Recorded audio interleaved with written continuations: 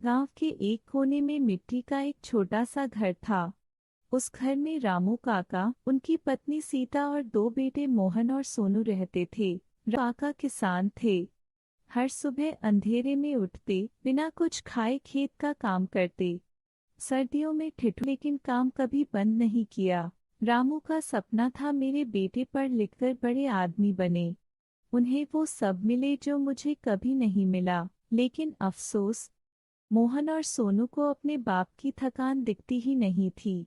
Mohan mobile में Instagram reels में खोया रहता और सोनू हर वक्त सोता रहता था। रामू जब खेत से थका हारा लौटता, तब भी दोनों बेटे अपने कमरे में लगे रहते। एक दिन रामू काका घर लौटकर आए तो अपने बच्चों को देखकर बहुत गुस्सा हुए और अपनी पत्नी सीता से कहा कि मैं और तुम दोनों दिन भर काम किया करते हैं और हमारे लड़के कुछ नहीं करते, ऐसे कैसे चलेगा। आप परेशान न हो, कुछ दिनों में ये सब कुछ समझ जाएंगे। मेरे पास एक तरकीब है इन्हें सुधारने के लिए। कैसी तरकीब? कल देखना। सीता बाद में सोचती है कि मैं अपने बच्चों को एक बार समझाकर देखती हूँ।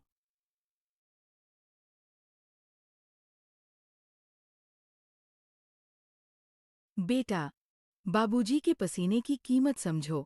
जो हाथ तुम्हारा पेट भरते हैं, वो अब कांपने लगे हैं।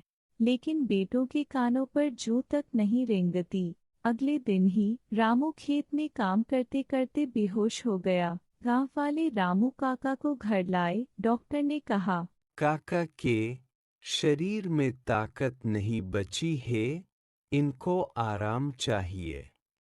पहली बार मोहन और सोनू की आंखों में आंसू थे। उन्हें पहली बार एहसास हुआ, जिस बाप को वो हमेशा मजबूत समझते थे, वो अंदर से टूट चुका है, जिसका एकमात्र कारण हम दोनों है। सुनो सोनू, अब पिताजी के शरीर में बिल्कुल ताकत नहीं बची है और ना ही अब वो काम करने लायक बचे हैं। इसलिए अब हम दोनों को उनका साथ देना चाहिए। कल से खेत पे पिताजी नहीं, हम दोनों जाएंगे। ठीक है भैया।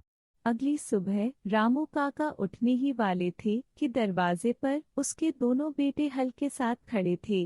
बाबूजी, आज से खेत में आप नहीं जाएंगे। आपकी थकान अब हमारी जिम्मेदारी है। रामू ने कुछ नहीं कहा, बस उनकी आंखों में चमक थी, वो चमक जो एक बाप तभी देखता है जब बेटे उसकी कदर करना सीख जाते हैं। देखा सीता, मैंने कहा था ना कि मेरे पास एक तरकीब है अपने बेटों को सुधारने के लिए।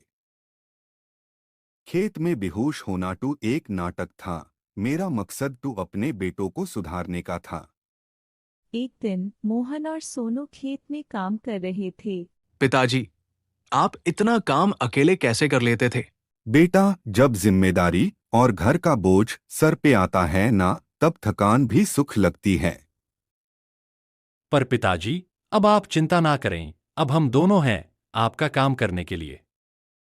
शाम को जब रामू, सीता और उसके दोनों बेटे बैठे थे, तभी रामू की तबीयत खराब होने लगती है और रामू बेहोश हो जाता है। मोहन तुरंत डॉक्टर को फोन करता है। डॉक्टर साहब, जल्दी से घर आ जाइए। पता नहीं पिताजी को क्या हो गया है। डॉक्टर आके रामू को देखता है और उसके बेटों से कहता है कि माफ करिएगा, अब ये इस दुनिया में नहीं रहे। सीता को तुरंत सदमा आता है और वो जमीन पे बैठ जाती है और रोने लगती है।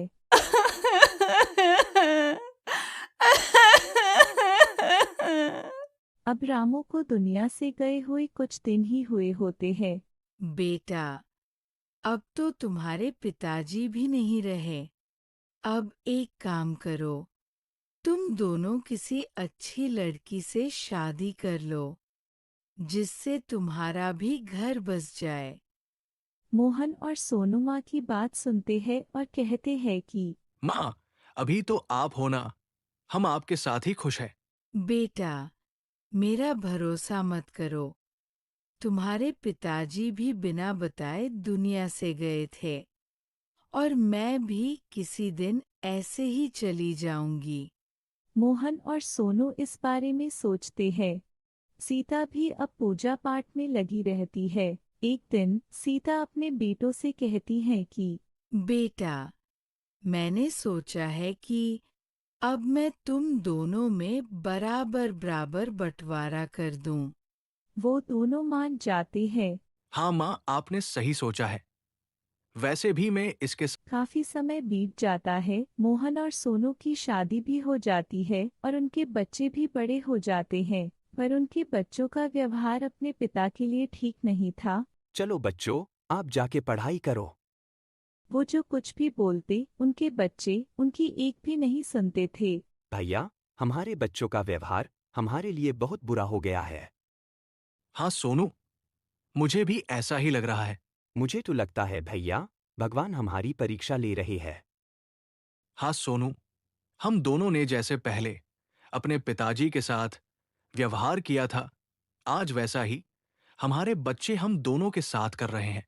चलिए भैया, हम दोनों माँ के पास चल के उनसे माफी मांगते हैं। हाँ सोनू, वैसे भी माँ से मिली काफी दिन हो गए हैं।